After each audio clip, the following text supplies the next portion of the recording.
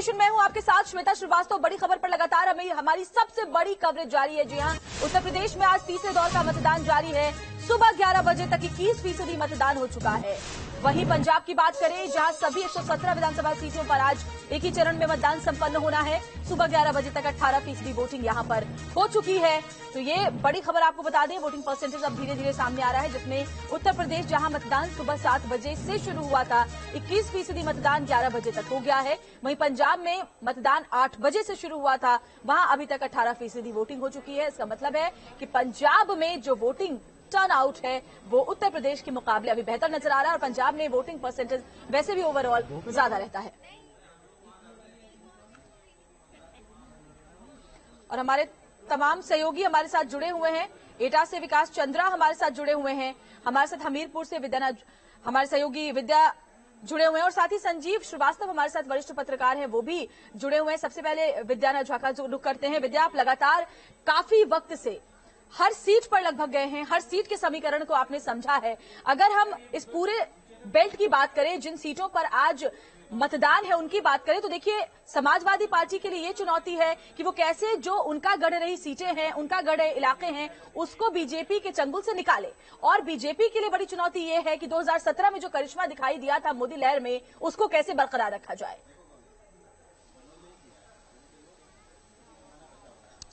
जी, दो तरह से आज के चुनाव को हम बांट सकते हैं। एक यादव लैंड का चुनाव है, जिन इलाकों में चुनाव हो रहा है वो एटा, इटावा, मैनपुरी, कन्नौज, फिरोजाबाद वो इलाके हैं, और दूसरा है बुंदेलखंड का इलाका।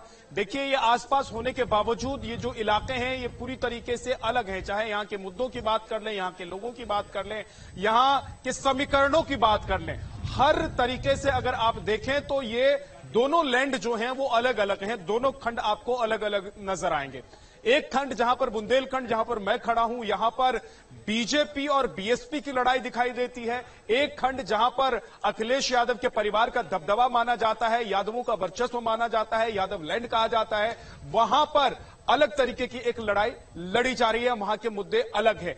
तो यादव लैंड की अगर बात कर लें श्वेता, तो देखिए अखिलेश यादव न सिर्फ एक नई चुनौती के साथ, नए समीकरण के साथ, नए नेतृत्व के साथ, नई पीढ़ी के साथ और युवाओं के साथ अपने इलाके में अपनी पार्टी के लिए एक नई जमीन खड़ी करने की कोशिश कर रहे हैं, बल्कि वो ये भी दिखाना चाहते हैं कि अब पूरी तरीके से कमान उनके हाथ में है और पूरे प्रदेश में वो सरकार बनाने के काबिल बन चुके हैं। दूसरी तरफ बुंदेलखंड, जहां पर इस वक्त मैं मौजूद हूं, ठीक है, मैं पीछे विद्या को रोक रही हूं। अखिलेश यादव मतदान के बाद मीडिया को संबोधित कर रहे हैं, सुने।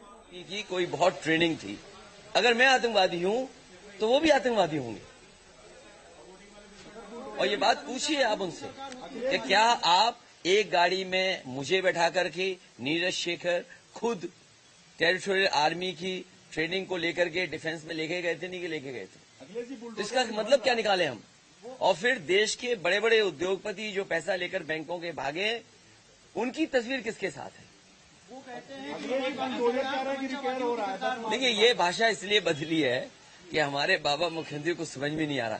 आज जब मैं अखबार उठा करके देखा हूं, वैसे तो बाबाओं के नाम बड़े अलग अलग तरीके से लिए जाते हैं। अयोध्या में जाओ तो कोई दूसरे बाबा मिल जाएंगे, आप मथुरा वृंदावन में जाओगे तो बड़े बड़े नाम दिए जाते हैं। आज एक प्रतिष्ठित अखबार ने कहा है कि हमारे उत्तर प्रदेश के मुख्यमंत्री बुलडोजर बाबा हैं। बताओ, एक देश का और प्रदेश का सबसे प्रतिष्ठित अखबार योगी बाबा न कह करके उन्हें बुलडोजर बाबा कह रहा है, तो इस पर उन्हें तकलीफ होनी चाहिए कि खुशी होनी चाहिए? और बुलडोजर अगर मेंटेनेंस पे है तो मेंटेनेंस के बाद ठीक होकर के आएगा। तो क्या मंत्री पुत्र जिसने किसानों के ऊपर जीप चढ़ाई थी, क्या बुलडोजर उधर जाएगा कि नहीं जाएगा? बुलडोजर लखीमपुर जाएगा कि नहीं जाएगा? और एक माफिया क्रिकेट खेल रहे थे, इनाम उन पर 25,000। और हमारे साथ देखिए वरिष्ठ पत्रकार संजीव श्रीवास्तव भी जुड़े हुए हैं। संजीव श्रीवास्तव, आप सुन रहे होंगे अखिलेश यादव को, क्योंकि जो पूरा का पूरा अगर हम अभी तक चुनावी प्रचार देखें तो चर्बी से लेकर गर्मी तक, इसके अलावा आप देखिए एक विचारधारा की लड़ाई भी इसको बनाया गया। अभी जब अहमदाबाद ब्लास्ट में फैसला आया तो योगी आदित्यनाथ ने सीधे सीधे कह दिया कि समाजवादी पार्टी के तो उनके पिता के साथ रिश्ते हैं जिन्हें फांसी की सजा सुनाई गई है। वहीं समाजवादी पार्टी का यह कहना है कि यहाँ तो विकास ही नहीं हुआ और बाकी भी आरोप प्रत्यारोप लगे। लेकिन जिन सीटों पर आज मतदान है वहां तो दरअसल बुनियादी समस्याएं हैं, जैसे पलायन की समस्या, जैसे पानी की समस्या, आवारा मवेशियों की समस्या, यानी बेसिक जिंदगी को जीने के लिए जो बेसिक जरूरतें हैं वो सबसे वास्तविक समस्या और मुद्दे हैं यहाँ पर।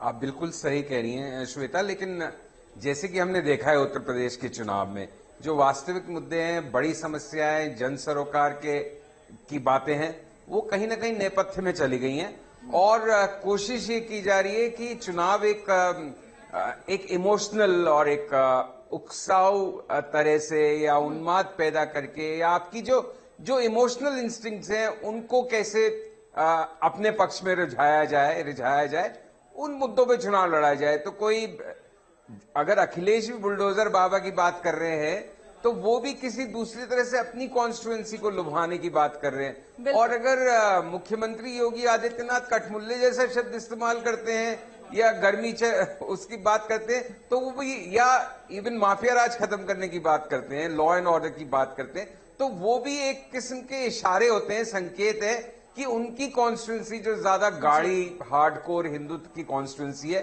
वो कैसे उनके साथ जुड़ी रहे और उसकी संख्या बढ़े।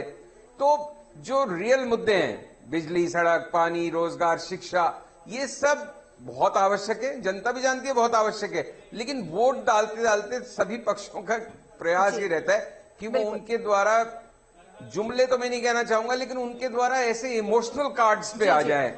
बिल्कुल संजीव जी, माफ कीजिए आपको रोक रही हूँ। बड़ी बात आप कह रहे हैं कि जो वास्तविक मुद्दे हैं वो कहीं गौण हो गए हैं और विचारधारा की लड़ाई ये बनी हुई। देखिए विकास चंद्रा हमारे सहयोगी एटा से हमारे साथ जुड़े हुए हैं। विकास चंद्रा, 64% मतदान 2017 के विधानसभा चुनाव में यहाँ पर हुआ था। 4 सीटें हैं, सभी पर बीजेपी का कब्जा है, लेकिन कड़ी चुनौती इस बार है। किस तरह का उत्साह मतदाताओं में देख रहे हैं? क्या पिछली बार का रिकॉर्ड तोड़ेगी एटा की जनता? जी देखिए, मतदाताओं में उत्साह है, लोग वोट डालने को लेकर काफी उत्साहित हैं और सुबह से ही लोग आ रहे हैं। तमाम बूथों का दौरा हमने किया है और देखा है कि सभी जगह पे लोग वोट डालने के लिए आ रहे हैं और सुबह से ही आ रहे हैं। हालांकि अभी थोड़ी सी रफ्तार कम हो गई है। अगर यहाँ के चुनावी माहौल और राजनीतिक समीकरणों की बात की जाए तो जैसा आपने बताया कि 2017 में इस जिले की सभी सीटों को, यानी 4 सीटों को बीजेपी ने जीती थी। 2012 में सारी सीटें, यानी 4 सीटें सपा के पास थी, उसे बीजेपी ने छीन ली थी। तो बीजेपी की अब सबसे बड़ी चुनौती है कि इन 4 सीटों को वो बचाए, यानी जो गढ़ बनाया था बीजेपी ने कि ये गढ़ बने। ये पूरा इलाका कल्याण सिंह का माना जाता है। यहाँ लोध और यादव मतदाताओं की बाहुल्यता है और लगभग 4 विधानसभा सीट पर मुस्लिम मतदाता भी अच्छी खासी संख्या में है और एक अलीगंज विधानसभा सीट है जहां पर मुस्लिम मतदाता कुछ ज्यादा है 3 विधानसभाओं के मुकाबले में। और दूसरी बात है कि जो जातीय समीकरण की लड़ाई यहां पर देखने को मिल रही है, यानी जो 2017 में लहर था, ऐसी कोई लहर इस बार नहीं है। शुद्ध रूप से जातीय समीकरण यहाँ के मतदान पर और यहाँ के चुनाव पर हावी दिखाई दे रहा है।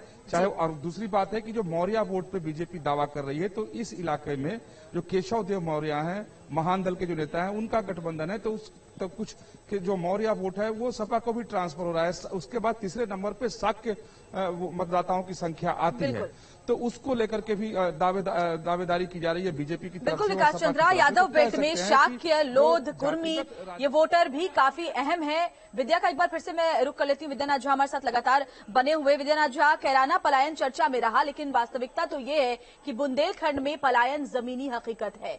आप लगातार ग्राउंड जीरो पर मौजूद हैं काफी वक्त से। जिन सीटों पर आज मतदान है वहां के लोगों के जहन में कौन कौन से मुद्दे हावी हैं, कौन कौन से मुद्दे प्रभावी होंगे इन सीटों के लिए, जरा इसकी भी जानकारी दें। जी बिल्कुल, मुद्दे बहुत सारे हैं, लेकिन जैसा कि संजीव जी कह रहे थे कि चुनाव आते आते और वोटिंग के दिन आते आते मुद्दे गायब हो जाते हैं, नेपथ्य पे चले जाते हैं और ऐसा महसूस ही नहीं होता कि चुनाव जो है वो मुद्दों का चुनाव हो रहा है। सिर्फ ये महसूस होता है कि चुनाव उन बातों को लेकर हो रहा है जैसा कि राजनीतिक पार्टी और राजनीतिक दल के नेता चाहते हैं। ऐसा करने में वो कामयाब भी हो जाते हैं, यानी कि जात पात के नाम पर चुनाव होता है। ऐसे मुद्दे आ जाते हैं जो कहीं से कहीं जन सरोकार के नहीं होते हैं, चाहे वो हिजाब का मुद्दा हो, हिजाब और किताब, हिजाब बनाम किताब का मुद्दा हो, राष्ट्रवाद का मुद्दा हो, या फिर बजरंगबली और अली का मुद्दा हो, ये तमाम मुद्दे आपको हावी नजर आते हैं। देखिए, जिस जगह पर मैं मौजूद हूं, बुंदेलखंड का ये इलाका है, वैसे तो यहां पर पानी से लेकर रोजगार से लेकर शिक्षण संस्थानों तक के कई ऐसे मुद्दे हैं जिस पर लोग चाहते हैं कि बात हो, जिस पर लोग चाहते हैं कि वो वोट करें, लेकिन इसके बावजूद वोटिंग के दिन तक क्या यही मुद्दे रहते हैं, ये एक बड़ी बात हो जाती है। जैसा कि हम घूम रहे हैं और हमने जिन इलाकों में घूमा है, हमने महसूस किया है कि यहां पर आपको राष्ट्रवाद की जो भावना है वो प्रबल नजर आएगी। यहां के जो पिछड़े लोग हैं, दलित लोग हैं, वो अपनी व्यवस्था के साथ किसी खास व्यक्ति या किसी खास पार्टी के साथ जाने में दिलचस्पी दिखाते हैं, या उम्मीदवार अगर उनकी पार्टी का उनकी कास्ट का होता है, उनके समाज का होता है, तो वो उसके साथ जाने में दिलचस्पी दिखाते हैं। तो ऐसे में जो विकास के मुद्दे होते हैं या जन सरोकार के मुद्दे होते हैं वो एक तरफ चले जाते हैं, मुद्दे बदल जाते हैं। पार्टियां जिस आधार पर चुनाव करवाना चाहती है उसी आधार पर वोटिंग या फिर चुनाव भी होने शुरू हो जाते हैं। तो कहीं ना कहीं हम कह सकते हैं कि बुंदेलखंड की जो लड़ाई है वो मुद्दों से निकलकर पार्टी और जात पर आ गई है, और वही देखने को मुझे मिला भी है। हालांकि क्या ऐसा बड़ी बात आप कह रहे हैं, और ये बिल्कुल सटीक बातें इसलिए भी हमारे सहयोगी जो है वो बताते हैं क्योंकि वो सिर्फ आज के दिन फील्ड पर नहीं गए हैं, वो पिछले काफी वक्त से रोजाना फील्ड में जाकर के लोगों से बात कर रहे हैं और वास्तविकता आप तक पहुंचा रहे हैं। संजीव श्रीवास्तव भी लगातार हमारे साथ वरिष्ठ पत्रकार बने हुए हैं। संजीव जी, कन्नौज में इत्र वाले मित्र, बीजेपी ने यह कहकर समाजवादी पार्टी पर आरोप लगाया। बीजेपी ने यह भी कहा कि ये तो माफियाओं के साथ है, दंगाइयों के साथ है, आतंकवादियों के साथ है। वहीं अगर समाजवादी पार्टी की बात करें तो बेटियों की सुरक्षा का मुद्दा उन्होंने पुरजोर तरीके से उठाया है। जल को लेकर के जल जीवन मिशन, हर घर जल हर घर नल योजना के तहत खुद को मजबूत करने की कोशिश बीजेपी लगातार करती रही। इसका कितना इम्पैक्ट आप देख पा रहे हैं अगर इस चरण की बात करें, इन सीटों की बात करें? देखिए, जैसे कि अभी हम बात कर रहे थे कि जल हो, रोजगार हो, ये सब बहुत रेलेवेंट और प्रासंगिक मुद्दे हैं और ये उठाए भी जा रहे हैं सब लोगों के, लेकिन वो इलेक्शन आते आते सब ऐसे भावनात्मक मुद्दों पे लेके आएंगे चीजों को। तो अगर कानून व्यवस्था, सुरक्षा, बेटियों की सुरक्षा की बात है तो दोनों तरफ से प्रयास ही होगा। बीजेपी की तरफ से प्रयास ही होगा कि जैसे वो बेहतर कानून व्यवस्था, सुरक्षा सब प्रदान कर रहे हैं, और उसका संकेत उनका यह होगा कि हमने सब गुंडों को, जिसको कि पढ़ा जाए मुस्लिम बाहुबलियों को उनको ठिकाने लगा दिया है या उनको रास्ते पे ले आए। दूसरी तरफ समाजवादी पार्टी और विपक्ष का प्रयास लगातार ये रहेगा कि ये सिर्फ वन ट्रैक हॉर्स हैं, एक ही सड़क पे भागते रहते हैं, इनका दिमाग एक ही दिशा में चलता है, और वो उनकी भाषा, नीति, बातें सब प्रभावित करती हैं। बट यस, जो आप कह रही हैं, 2019 के इलेक्शन में बीजेपी की विजय का एक बड़ा कारण ये सोशल वेलफेयर स्कीम्स थी, चाहे वो उज्ज्वला योजना थी, गैस सिलेंडर्स की बात थी, डायरेक्ट ट्रांसफर था लोगों के खातों में, किसानों को दिया जाना पैसा है, वो एक रोल प्ले करता है। लेकिन जो बड़ा एक मूड तय करता है या स्विंग तय करता है या एक माहौल बनाता है, वो ये जमीनी मुद्दे नहीं बना पाते अनफॉर्चुनेटली। ये दुर्भाग्य है हमारा, और बीच बीच में होता है, गरीबी हटाओ, बेरोजगारी, प्याज की महंगाई, ऐसे मुद्दे बनते हैं, लेकिन ज्यादातर इलेक्शंस भावनात्मक मुद्दों पे लड़े जाते हैं और जीते जाते हैं।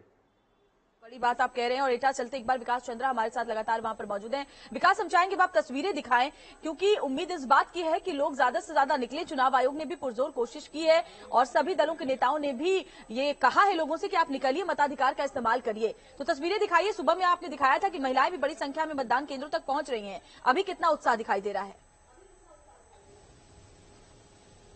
नहीं, देखिए, मतदान केंद्रों पर उत्साह है, लोग लगातार आ रहे हैं, मतदान कर रहे हैं। जिस तरीके की तस्वीर सुबह थी कि लंबी लंबी कतारें लगी थी, फिलहाल अभी उसकी रफ्तार थोड़ी कम हो गई, अभी कोई कतार नहीं है, लेकिन लोगों के आने का सिलसिला लगातार जारी है। लोग आते जा रहे हैं और अपने वोट को डालते चले जा रहे हैं। तब चुनाव आयोग की तरफ से भी तमाम प्रयास किए जाते हैं, अलग अलग नारे दिए गए कि पहले मतदान करिए, फिर जलपान करिए। तमाम राजनीतिक दल और बड़े नेता भी इसका कहते हैं कि भाई पहले जाकर के आप मतदान करें, अधिक से अधिक मतदान करें। तो पहले जैसे अगर 10 साल या 15 साल के पहले की स्थिति से और आज की अगर तुलना की जाए तो निश्चित तौर पर लोगों में उत्साह बढ़ा है। सबसे बड़ी बात है कि जो मतदान केंद्र है उनकी जो सुरक्षा व्यवस्था चाक चौबंद जब से चुनाव आयोग की तरफ से की जाने लगी, तो लोगों में विश्वास बढ़ा कि अब मतदान केंद्र पर जाकर मतदान करने में कोई खतरा नहीं है, वो सुरक्षित जाकर मतदान कर और अपने घर वापिस आ सकते हैं। तो भय मुक्त जो स्थिति बनाई गई जब से इस देश में मतदान के लिए, तब से मतदान का प्रतिशत भी बदला है, बढ़ा है, और लोगों में उत्साह भी बढ़ा है। और सबसे बड़ी बिल्कुल बात सही है कि कह रहे हैं। तमाम लोग चाहे वो पहली बार मतदान करने वाले हों, लेकिन या जो विडंबना बुजुर्ग है कि एटा में आजादी के बाद से एक बार ही महिला एमएलए बनी है। ऐसे में उम्मीद है कि इस बार बदलाव हो और सभी को मौका मिले। जो भी जनता के विश्वास पर अभी तक खरा उतरा है उसको जनता वोट दे और बड़ी संख्या में आकर मतदानाधिकार का इस्तेमाल करे। देखिए, खास मेहमान भी हमारे साथ जुड़े हुए हैं।